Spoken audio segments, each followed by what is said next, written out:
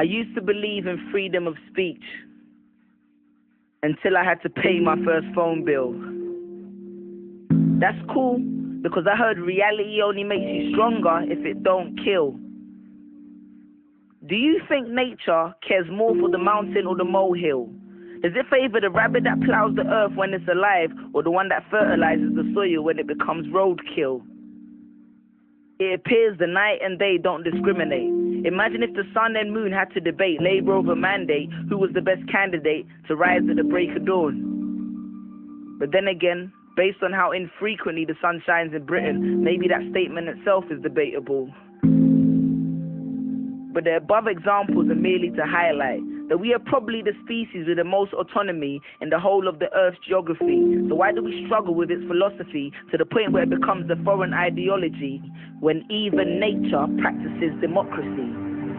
All I'm saying is that, like a German football fan in a pub in Shoreditch during the 2010 World Cup matchup between the two countries, our human emotions and democracy find it difficult to coexist, causing us to make a mockery of this. So this raises the question, did Atticus Finch kill a mockingbird for a concept that doesn't really exist? Ironic how human nature and the laws of nature conflict. Our judgments are clouded by a lion's share of pride, rather than following the example of the lion and its pride. I used to believe in democracy, till my mum would give my sister the biggest chicken in the soup, simply because she was a lot bigger. And that's how we learnt democracy works in our social groups, only hold value to the views of those who were most popular. And that's why we find it difficult to make any progress. And the adults didn't do much to facilitate the process, because we were always shot down at the first sign of protest. But when bees gather honey for the queen, they don't have to worry about pay cut, possibly redundancy, a recession. Have you ever seen a rise in young bee unemployment? So if nature can get it right, maybe it's not the way we've been practicing it all along, but maybe it's the mentality we've adopted towards it, which is wrong. Because for us, it's not even about who or what we're voting for. It's more about what it represents and what we're hoping for. We're driven by emotions and our pride as people. But from the passenger seat, how much control do you really have to drive the vehicle? Because nature made some of us white and some of us black, some of us skinny and some of us the opposite of that. But nature didn't make us discriminate, put bombs on our back, or station troops in foreign lands. The only nature that causes that is human nature, and that's all the facts. Do you know that red deer herds only move when 60% of the adults stand up, effectively voting with their feet? Both baboons and apes do not select a male leader until the females in the group have had a chance to look and decide. And the feminists will probably have a chuckle at that, because we struggle in fact with a concept as simple as women's rights.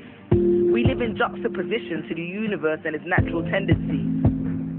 So democracy works, but people don't. We'd rather focus on what divides us than what unites us.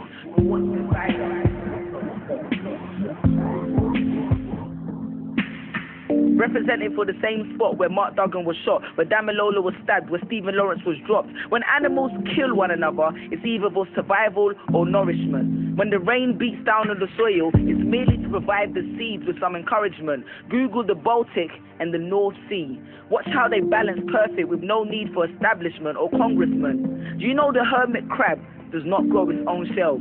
It wanders along and uses whatever it can for a shell, whether it be glass, bottles or cans. So effectively, this proves that recycling is also a naturalistic tendency, and we struggle with that as well.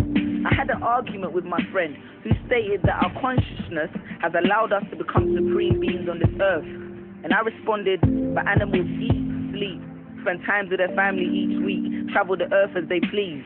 I spend more time texting some people than we actually speak. So is this consciousness really a gift or a curse? So before we look at democracy, let's look at hypocrisy. And we should realize that every problem we have on this earth, we are the responsible ones. And the only law we need to work on implementing is our natural ones. Because nature practices democracy. Human nature, as of yet, is not.